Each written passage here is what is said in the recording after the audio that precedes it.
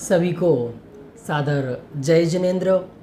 एकता का रास्ता प्रेम का रास्ता है, संघर्ष का नहीं। मतलब एकता कायम करनी है तो वह प्रेम से ही होगी, संघर्ष के माध्यम से नहीं। और धर्म के लिए सत्य ज़रूरी है और समाज के लिए संगठन। अगर धर्म की बात हम करते हैं तो उसमें सत्यता होनी चाहिए, यथार्थता होनी चाहिए। कोई काल्पनिक बातों का नाम धर्म नहीं है। और जो समाज है, जो यूनिटी है, वह एक संगठन का नाम है। अगर समाज के लिए संगठन की ज़रूरत है, अगर संगठन नहीं होगा तो फिर कोई समाज कहाँ कायम, किसका नाम समाज, क्योंकि यूनिटी का नाम समाज है। और सत्य इतना कमज़ोर नहीं होता कि दो चार कार्यक्रम अस्त व्यस्त होने से नष्ट हो जाए, छिप जाए। सत्य टूटता नहीं है, वह तो अटूट होता है। इतनी सारी बातें कल विवेक कुमार ने अपने सब लोगों को समझाई कि सत्य इतना कमज़ोर नहीं है और इसमें संघर्ष नहीं होता। सत्य तो प्रेम का रास्ता है, प्रेम के माध्यम से सब चीज़ों को समझ में आता है। और हमारे अगर एक दो कार्यक्रम, एक दो प्रोग्राम्स अस्त व्यस्त हो गए तो सत्य खत्म नहीं हो गया। हम क्या समझते हैं, एक प्रोग्राम फेल हो गया मतलब सत्य खत्म हो गया, धर्म खत्म हो गया, धारा खत्म हो गई, क्रांति खत्म हो गई। नहीं, सत्य तो हमेशा जिंदा है, बस उसको नए नए तरीके से प्रस्तुत करते रहना चाहिए। तो अब कल तक जितनी सारी बातें हुई थी कि विवेक ने, बहुत लोगों ने निवेदन किया कि आप कुछ भी करें, स्वाध्याय सभा का तो संचालन करें। तो विवेक कुमार ने बहुत सुंदर तरीके से उनको समझाया था। अब आगे आज क्या होता है ये देखते हैं। जिसकी जो आदत हो जाती है वह उसके बिना नहीं रह सकता। यदि वह आदत अच्छी हो, उसके द्वारा अपना और समाज का हित होता हो, तो फिर आत्मार्थियों एवं सामाजिक हित चाहने वालों का उसके बिना रह सकना संभव नहीं है। मतलब जिस चीज़ की हमें वास्तव में आदत हो जाती है, नियम है, वो कोई चीज़ हो, चाहे विषय भोगों की चीज़ हो। जैसे कोई शराबी व्यक्ति है ना, उसे शराब की आदत हो जाए तो फिर वह उसके बिना रह नहीं सकता। भले वो जानता है ख़राब है, मेरे लिए बहुत अधिक नुकसानदायक है, यहाँ तक नुकसानदायक है कि इससे मेरा मरण हो जाएगा, इसके बावजूद भी वह रुक नहीं सकता। यदि वह आदत अच्छी हो, उसके द्वारा अपना और समाज का हित होता हो, तो फिर आत्मार्थियों एवं सामाजिक हित चाहने वालों का उसके बिना रह सकना संभव नहीं है। और जब उस आदत से अपना और बहुत सारे लोगों का हित होता हो, तो फिर तो और उस आदत के बिना कोई व्यक्ति नहीं रह सकता है। विवेक के साथियों को भी जब आध्यात्मिक गतिविधियों से शून्य जीवन जी सकना संभव ना रहा, तो वे सब मिलकर एक बार फिर विवेक के घर पहुँचे। सब ने मिलकर विवेक से अनुरोध किया कि हमें आपके प्रवचनों का लाभ मिलना ही चाहिए, ना सही मंदिर में और कहीं। क्योंकि लोगों को तो तत्व की रुचि लग गई थी ना, वो आध्यात्मिक बातें सीखने की, समझने की आदत पड़ गई थी, उनकी फितरत में आ गया था, उसके बिना उनका मन नहीं लगता था। तो उन्होंने निवेदन किया कि हमें प्रवचन का लाभ तो मिलना चाहिए, प्रवचन तो होना चाहिए, ना सही मंदिर में पर और कहीं जगह पर हो, पर प्रवचन होना चाहिए। विवेक ने बहुत समझाया कि कुछ दिन शांति रखो, धीरे धीरे सब कुछ ठीक हो जाएगा। पर उनमें से एक बोला, फिर वापस ने विवेक समझाया कि अभी थोड़ा माहौल बहुत उत्तेजनापूर्ण है, माहौल बहुत ख़राब हो रहा है, अभी थोड़ी सी आप शांति रखें, धीरे धीरे सब ठीक होगा तो हम सारी गतिविधियां चालू करेंगे। पर उन जो लोग निवेदन करने आए थे उनमें से एक बोला, कुछ नहीं होने वाला, क्योंकि जब सहज वातावरण बिगड़ता है तो फिर कुछ समय बाद सहज सुधर भी जाता है, किंतु जब जानबूझकर बिगाड़ा जाता है तो सुधरने का प्रश्न ही नहीं उठता। जब सुधरेगा और आप प्रवचन करेंगे तो फिर बिगाड़ दिया जाएगा। अतः अब अधिक इंतज़ार करना अपना अमूल्य समय खराब करना है। क्या बोला व्यक्ति कि कुछ नहीं होने वाला, क्योंकि जब सहज रूप से, नेचुरल रूप से कोई वातावरण बिगड़ता है तो वह सहज रूप से ठीक हो जाता है। पर अगर वो वातावरण जानबूझकर किसी एक योजना के तहत, किसी एक षड्यंत्र के तहत बिगाड़ा जा रहा हो, तो फिर उसका सुधरने का प्रश्न ही नहीं उठता। जब भी सुधरेगा, जब भी थोड़ा बहुत ठीक माहौल होगा, वापस से फिर से वही आदत चालू हो जाएंगी। अतः अब हमें बहुत अधिक इंतज़ार करना अपना अमूल्य समय बर्बाद करने जैसा है। उसके समर्थन में दूसरा व्यक्ति कहने लगा, ये ठीक कहते हैं, यह मनुष्य भाव है ही कितना, इसमें बहुत कुछ तो यूँ ही विषय कसाय में बीत ही गया है। थोड़ा बचा है, उसमें घर गृहस्थी के 1000 काम 1000 झगड़े हैं। कमाना, खाना, हारी बीमारी कुछ ना कुछ लगा ही रहता है। जो थोड़ा बहुत समय मिलता है उसका भी सदुपयोग आप जैसे सत्पुरुषों के समागम से ना कर पाएँ तो। दूसरा व्यक्ति क्या बोला, यह मनुष्य जन्म है कितने समय का, कितने से छोटा समय है मनुष्य जीवन का। अब इस मनुष्य जीवन में आप ऐसा लगाओ थोड़ा सा कि आधा समय तो हमारा सोने और खाने में निकल गया। मतलब अगर हम 100 दिन जीते हैं तो एक दिन 24 घंटे का होता है, उसमें से 12 घंटे तो हमारे सोने, खाने, नहाने इत्यादि क्रियाओं में ही निकल गए। तो यानी कितना सारा समय विषय कसाय में बीत गया। थोड़ा बहुत जो बचता है, जो हमें मिलता है, तो उसमें घर गृहस्थी के 1000 काम हैं।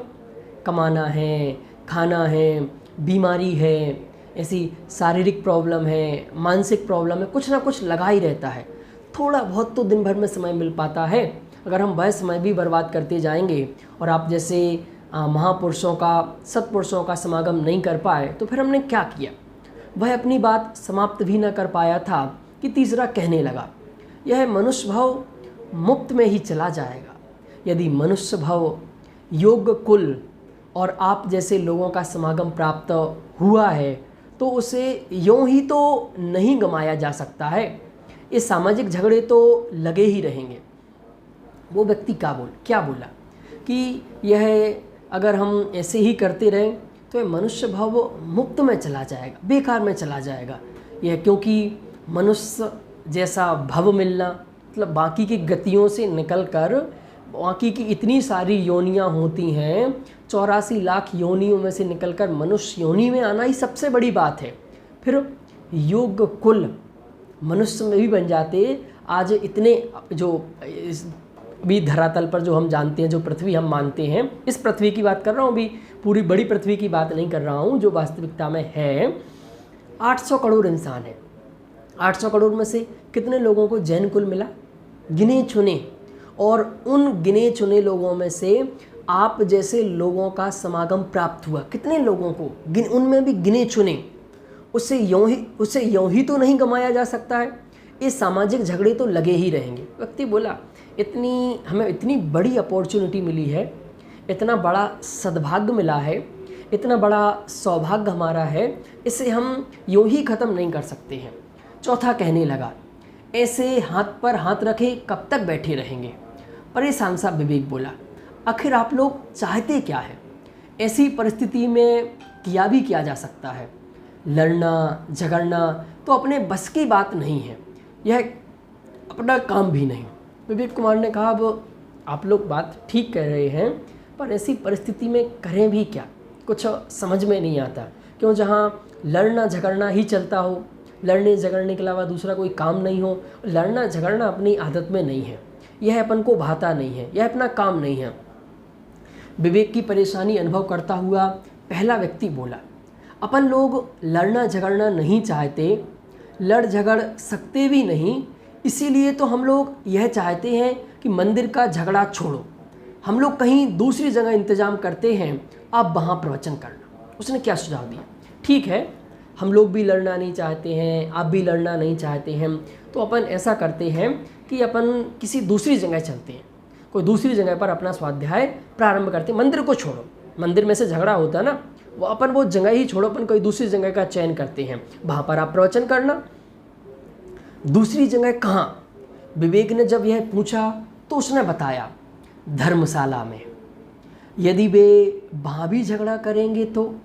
विवेक ने फिर क्या बोला, अगर वो लोग धर्मशाला में आकर फिर से झगड़ा करेंगे तो फिर जो होगा देखा जाएगा और कुछ सोचेंगे। इसी प्रकार का बहुत कुछ विचार विमर्श चलता रहा। अंततः धर्मशाला में प्रवचन चालू हुआ। ऐसा बहुत विचार विमर्श चालू हुआ और अंततः धर्मशाला में उन्होंने प्रवचन करना चालू कर दिया। धीरे धीरे मंदिर की भीड़ धर्मशाला की तरफ मुड़ने लगी। लोग जल्दी जल्दी दर्शन पूजन कर प्रवचन के समय के पहले धर्मशाला में पहुंचने लगे। अब जो सारी मंदिर की भीड़ थी वह सारी की सारी भीड़ धर्मशाला में जल्दी जल्दी पहुंचने लगी। ऐसी अभूतपूर्व तत्व की बात अन्यत्र नहीं मिलती थी। लोग ऐसी तत्व की बात सुनना चाहते थे। क्योंकि दुनिया में अब जहाँ भी जाओ, टीवी खोलकर देख लो और भी कहीं चले जाओ, तो बस यहाँ की बातें, वहाँ की बातें, निमित्त की बातें, बहुत उपचार की बातें, बस अपने स्वार्थ से संबंधित बातें, बस जिसमें उनका स्वार्थ सिद्ध होता हो, मतलब वो सब व्यक्तिगत बातें, व्यक्तिगत काम की बातें, जो उनकी योजना चल रही है तो उसमें बस चंदा चंदा चंदा, जिनने पैसा दे दिया उनका सम्मान, इसके अलावा कुछ हो ही नहीं रहा है।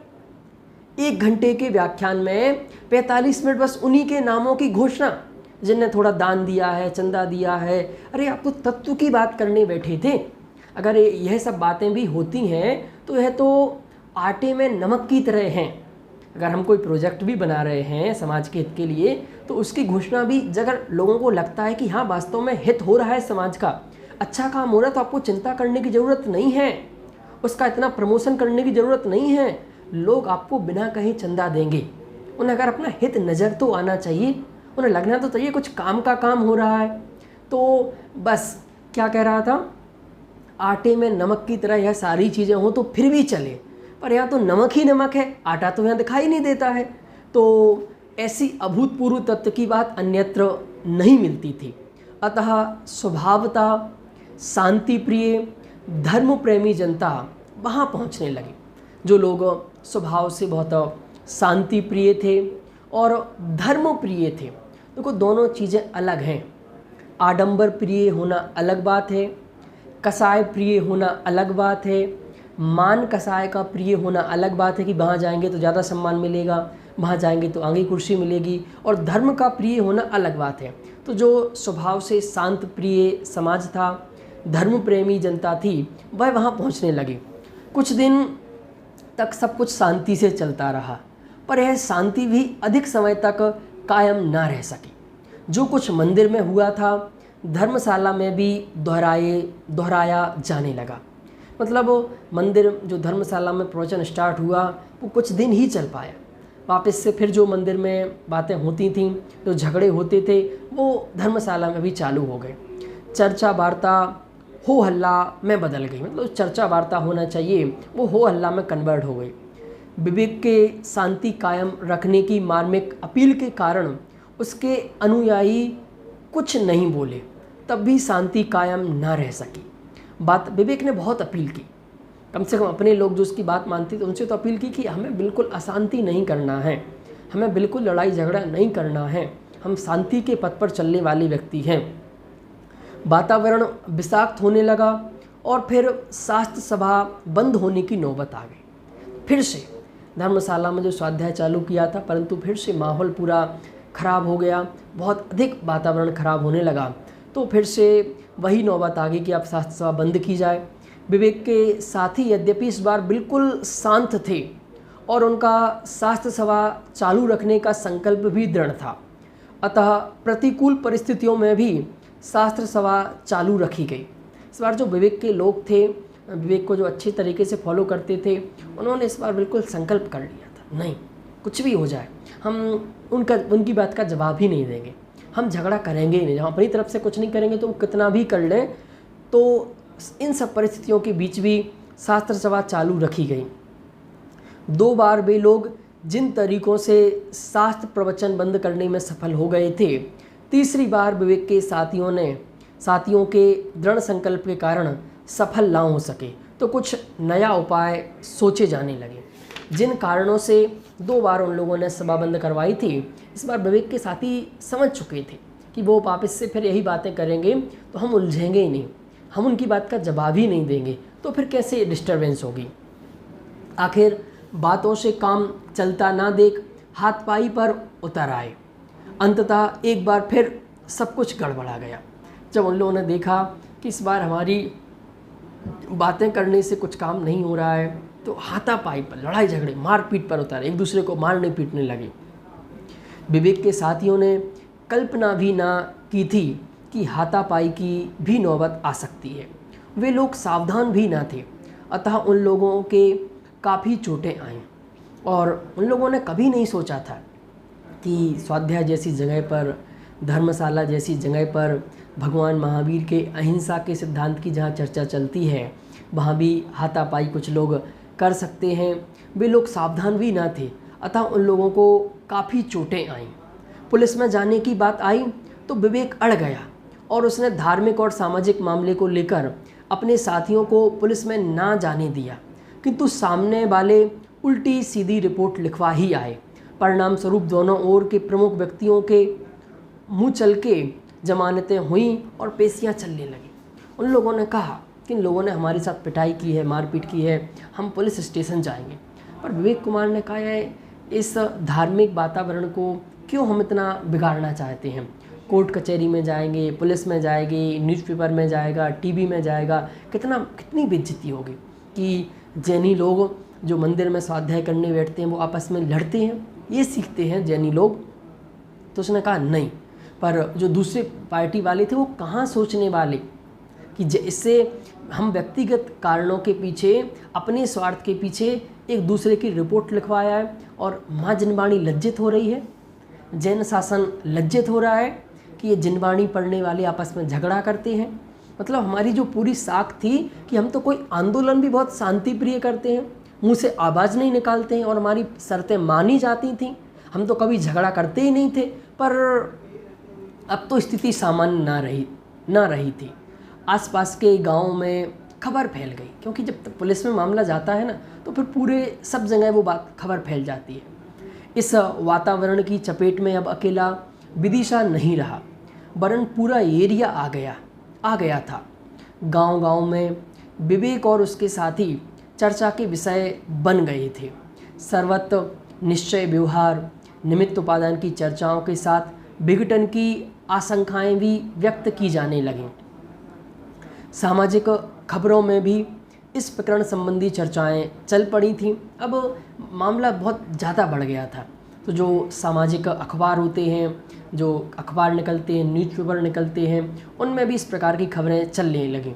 अखबारों के बीच में आ जाने से एक जगह की समस्या सब जगह की बन गई थी। क्या दिक्कत है अखबार में जाने से दिक्कत क्या? एक छोटी सी जगह की समस्या थी, अब वो पूरे देश भर की समस्या बन गई। विवेक और उनके साथियों को अनेक कठिनाइयों और परेशानियों के साथ साथ एक लाभ भी हो रहा था कि उनकी बात के प्रति देश का सारा समाज उत्सुक हो उठा था। सारे देश का समाज जानना चाहता था कि आखिर विवेक ऐसी क्या बात कहता है कि जिससे उसे मंदिर में शास्त्र नहीं पढ़ने दिया जाता है, धर्मशाला में नहीं बैठने दिया जाता है। देखो, जब ये विरोध हुआ विवेक का, ये अखबारबाजी हुई, तो इसका फ़ायदा दोनों पक्ष को मिला। दो नुकसान भी है, फ़ायदे भी हैं। इसका फ़ायदा विवेक कुमार को यह मिला कि जो कुछ बुद्धिमान लोग थे, समझदार लोग थे, उनने सहज ही प्रश्न खड़ा किया, क्या बात है भाई, ये ऐसा क्या बोलता है, ऐसा क्या पढ़ाता है, क्या कहता है जो लोग इसकी बात का विरोध करते हैं, जो इसको शास्त्र नहीं पढ़ने देते हैं, इसको धर्मशाला में नहीं बैठने देते हैं, आखिर गलती क्या है इसकी, एक बार चल के सुने तो। विवेक के साथी भी निरंतर बढ़ रहे थे, उनकी संख्या दिन दूनी रात चौगनी बढ़ रही थी। इसका एकमात्र कारण उनकी शांति प्रियता एवं मधुर और ओजपूर्ण वाणी में तात्विक प्रतिपादन था। क्या बात है, विवेक के फॉलोअर्स बढ़ रहे थे, विवेक के साथी हमेशा निरंतर दिन दूनी रात चौगनी हो रहे थे। क्यों? क्योंकि इसके पीछे एक ही कारण था, उसकी शांति प्रियता और मधुर और ओजपूर्ण वाणी में तात्विक प्रतिपादन। वो यहाँ वहाँ की बात नहीं करता था, वो सिर्फ और सिर्फ तात्विक प्रतिपादन करता था। यह बात लोगों को बहुत अच्छी पसंद आई। विवेक और विवेक के साथियों के लिए भी अब स्थिति ऐसी नहीं रह गई थी कि चुपचाप बैठा जा सके, अतः उन्होंने वर्तमान परिस्थितियों से निपटने एवं भविष्य के कार्यक्रम के संबंध में गंभीरता से विचार विमर्श करने के लिए विवेक के घर पर सभी साथियों की एक आवश्यक मीटिंग बुलाई। अब मजबूरी आ गई, नहीं चाहता था विवेक की हम कोई मीटिंग करें, हम इसके संबंध में कोई निर्णय लें। विवेक के साथी भी नहीं चाहते थे कि शांति सब काम निपटे। बहुत छोटे लेवल पर बात थी, पर जब बात बहुत अधिक बढ़ गई तो फिर उन लोगों ने कि भाई अब वर्तमान परिस्थितियां बहुत बिगड़ती जा रही हैं, तो उनमें उनके लिए क्या करें और भविष्य की हमारी क्या योजना होनी चाहिए, इसके लिए विवेक के घर पर एक मीटिंग रखी गई। विवेक के साथी काफ़ी उत्तेजित थे। वे किसी भी कीमत पर अपना कार्यक्रम बंद नहीं करना चाहते थे। वे अपने कार्यक्रम, जिनमें विवेक का प्रवचन भी शामिल था, मंदिर या अन्य सामाजिक स्थल पर ही करना चाहते थे। उनका कहना था कि मंदिर या धर्मशाला मात्र उन्हीं 2-4 व्यक्तियों की नहीं, हम सब ने भी उसमें तन मन धन से योगदान किया है। वे हर संभावित परिस्थितियों का सामना करने को तैयार थे, पर विवेक ने उनकी एक ना सुनी और कहा कि यदि आप सच्चे आत्मार्थी हैं तो अधिकार की बात छोड़िए। देखो, अब यहाँ तक बात चलती है तो क्या बात हो गई। उन लोगों ने कहा कि मंदिर हमारा भी तो है, धर्मशाला हमारी भी तो है, हमने भी तो उसमें तन मन धन से सहयोग किया है, उस पर हमारा भी तो अधिकार बनता है। ये 2-4 लोग चाहें तो हम कुछ नहीं कर पाए वहाँ बैठ के। पर विवेक ने उनकी एक ना सुनी और कहा कि यदि आप सच्चे आत्मार्थी हैं तो अधिकार की बात छोड़िए। हमें क्या लगता है ये ढीली बात हो, ढीली नहीं है, इसलिए फिर अभी मुकदमाबाजी चलेगी, फिर जैन शासन बदनाम होगा। मतलब हम जब अपनी व्यक्तिगत कसायों को आड़ में रख के बात करते हैं तो हमें लगता है कि हमें कुछ करना चाहिए, पर हम जब जैन शासन को आगे रख के बात करते हैं ना तो हमें कुछ समझ में आता है। तो हमें निस्वार्थ होकर जैन शासन को आगे रखकर बात करनी चाहिए, सोचनी चाहिए। और कहा कि यदि आप सच्चे आत्मार्थी हैं तो अधिकार की बातें छोड़िए। जब हमारा एक परमाणु मात्र पर पदार्थ पर कोई अधिकार नहीं तो फिर मंदिर और धर्मशाला तो बहुत दूर की चीज़ें हैं। कितनी गहरी बात विवेक कुमार ने कही कि आप सच्चे आत्मार्थी हैं ना। क्या सीखा आपने इतने जीवन भर? आपने जीवन भर यही सीखा कि भाई मेरा अधिकार परमाणु मात्र पर भी नहीं है, एक परमाणु भी मेरा नहीं है, और यहाँ मैं मंदिर धर्मशाला पर अपना अधिकार जता रहा हूँ। जब सभी लोगों ने बहुत आग्रह किया तो उसने अपने घर पर ही प्रवचन करने की स्वीकृति दी, किंतु समस्या यह थी कि इतना स्थान उसके घर में नहीं था कि जितने लोग आजकल उसकी सभा में आ रहे थे वे सब समा सकें। पहले तो लोगों ने कहा कि चलो कोई बात नहीं, आप मंदिर धर्मशाला में करना तैयार नहीं तो आप अपने घर पे तो चालू करें कम से कम। पर जो अब उसकी सभा में आजकल इतने सारे लोग आ रहे थे वह घर में नहीं बन सकते थे। विचार विमर्श करने के बाद यह तय हुआ कोई एक अच्छा सा स्थान फिलहाल किराए पर ले लिया जाए और वहाँ कार्यक्रम आरंभ किए जाए। बहुत विचार विमर्श हुआ, बहुत निर्णय हुआ, फिर बाद में यह निर्णय लिया गया हम कोई एक जगह किराए से ले लें। हम अशांति नहीं चाहते, हम शांति से काम करना चाहते हैं, तो हम कोई अलग जगह किराए पर ले लें, वहाँ हम अपने कार्यक्रम आरंभ करेंगे। इस सर्वसम्मत निर्णय के बाद मीटिंग समाप्त होने ही जा रही थी कि एक व्यक्ति ने कहा, कुछ तय करने के पहले अपने को समाज के प्रमुख व्यक्तियों से भी सलाह करनी चाहिए। हो सकता है कि वे अपने को इससे भी अच्छा रास्ता सुनाएं। तो जब ये बिल्कुल निर्णय हो ही रहा था कि अंत में व्यक्ति बोल पड़ा कि ठीक बात है, अपन किराए से मकान ले लें, वहाँ बैठकर स्वाध्याय करेंगे। पर जो समाज के बड़े लोग हैं, समाज के अध्यक्ष मंत्री हैं, ट्रस्टी लोग हैं, निर्णायक लोग हैं, उनसे भी एक बार में सलाह करनी चाहिए, उनकी क्या राय है। यह बात सबको उचित लगी और दूसरे दिन समाज के प्रमुख व्यक्तियों से मिलने का निश्चय कर मीटिंग समाप्त हुई। क्या बात हुई कि यह सबको बात उचित लगी कि ठीक एक बार में समाज के जो प्रमुख व्यक्ति हैं उनसे भी मिल लेना चाहिए। सफलता से प्रसन्न विघ्न संतोषी लोग भी अपनी आगामी योजना के बारे में विचार विमर्श कर रहे थे। यहाँ विवेक के लोग योजनाएं बना रहे थे, विचार विमर्श कर रहे थे, और वहाँ पर जो विघ्न करने वाले लोग थे, इस सारे प्रभावना के काम को बर्बाद करने वाले थे, बिगाड़ने वाले लोग थे, वो भी अपनी योजनाएं बना रहे थे। कुछ का कहना था कि अब विवेक और विवेक के साथी सदा के लिए समाप्त हो गए हैं, अब उनकी हिम्मत और कुछ करने की नहीं होगी। पहला क्या कहा, अब तो हमने उन्हें ख़त्म कर दिया, उनका सत्यानाश हो गया, अब उनकी हिम्मत कुछ भी करने की नहीं है। उनमें से एक बोला, नहीं मानोगे तो और पिटेंगे, नहीं मानेंगे तो और भी पिटेंगे। उसकी बात सुनकर सभी लोग खिलखिलाकर हंस पड़े, पर उन्हीं में से एक गंभीर सा व्यक्ति बोला, वे जवाबी आक्रमण भी कर सकते हैं। क्या बोला? उसने क्या कहा? एक ने कहा कि पिटेंगे, अब नहीं मानेंगे, पर दूसरा बोला कि वो भी कुछ आक्रमण कर सकते हैं, वो भी कुछ कार्रवाई कर सकते हैं। अरे उनकी क्या हिम्मत, इसमें हिम्मत की क्या बात, आखिर वे भी तो इसी मिट्टी में पैदा हुए हैं, पले पुसे हैं, तुम्हारे ही भाई बंद हैं। जो तुम कर सकते हो वह वे भी कर सकते हैं। यह बात तो सही है, पर क्या? यही कि उन्हें विवेक के अध्यात्म ने कायर बना दिया है। अब उनमें यह हिम्मत नहीं रही जो अपन से लड़ने की सोचें। तुम्हें घबराने की आवश्यकता नहीं है। उनमें एक व्यक्ति क्या बोला कि वो लोग अब बहुत कायर हो गए हैं, वो लोग नहीं लड़ेंगे, वो लोग नहीं झगड़ेंगे, इसलिए तुम्हें चिंता करने की कोई बात नहीं है। चारों तरफ देखता हुआ शक पकाता सा एक बोला, ऐसी बात नहीं है, वे लोग काफ़ी उत्तेजित हैं, हमें संभल के रहना चाहिए। अभी अभी मुझे मुन्ने की अम्मा से पता चला है क्या कि वे भी तैयारी कर रहे हैं। कहाँ पता चला? मंदिर में। और कहाँ?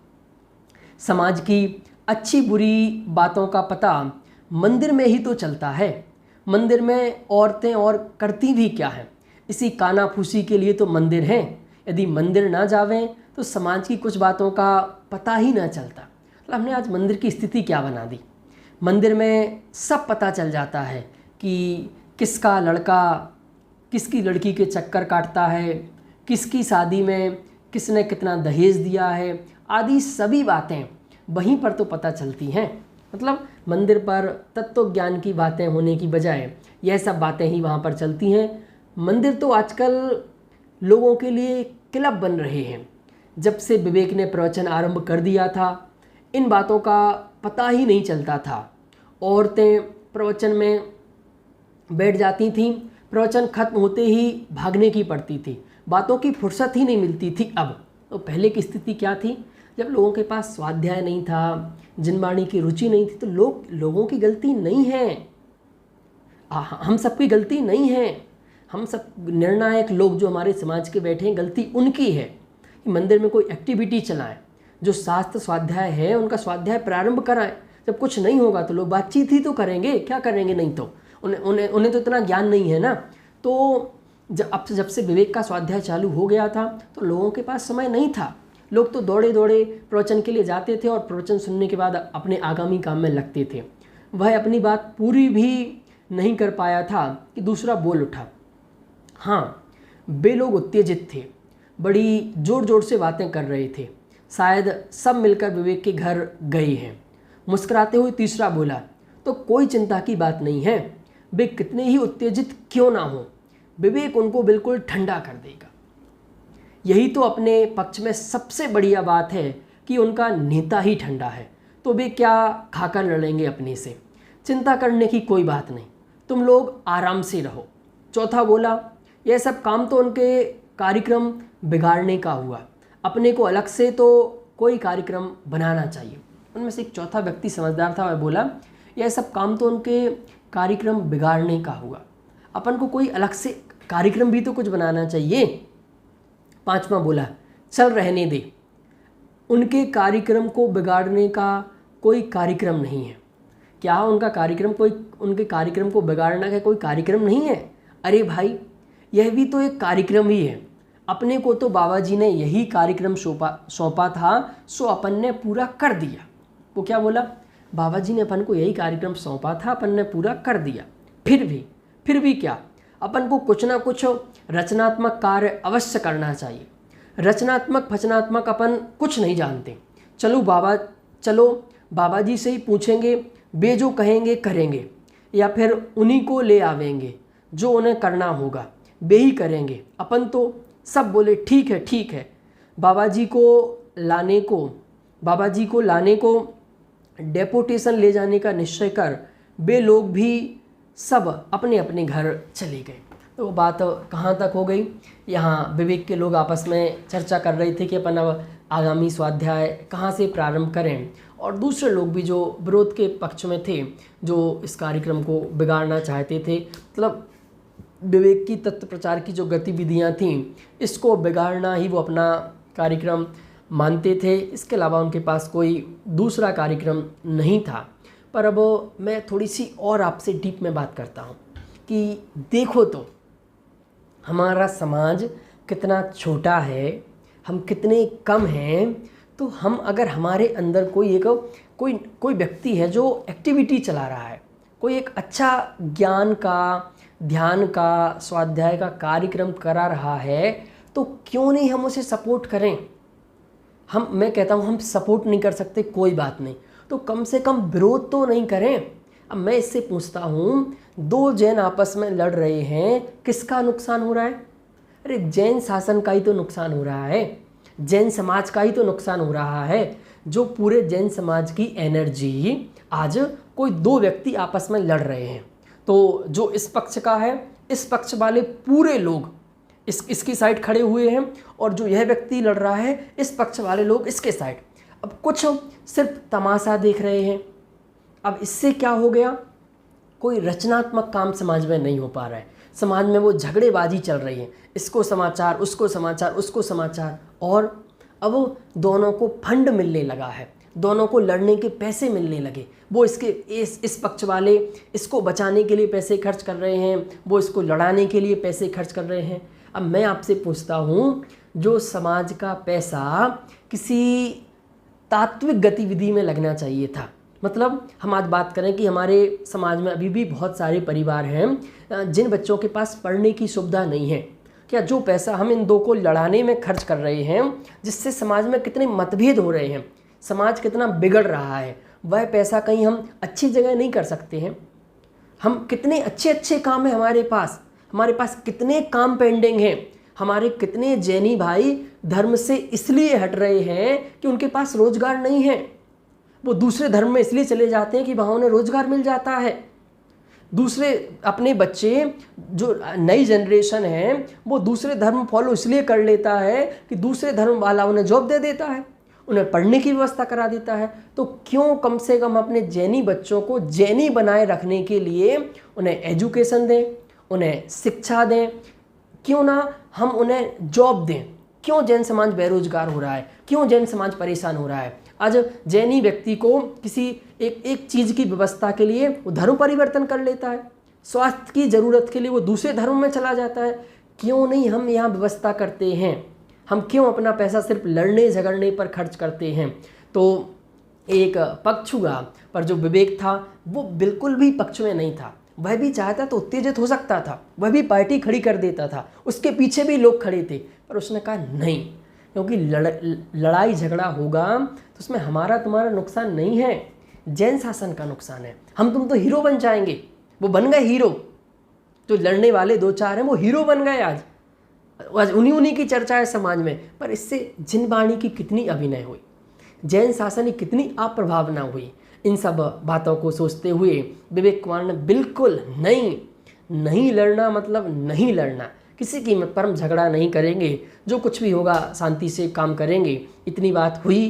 पर आज जो मीटिंग हुई उसमें निर्णय क्या हुआ, विवेक कुमार ने क्या डिसीजन लिए, उनके लोगों ने क्या डिसीजन लिए, यह सारी बात हम कल करेंगे। तब तक के लिए सभी को सादर जय जिनेंद्र।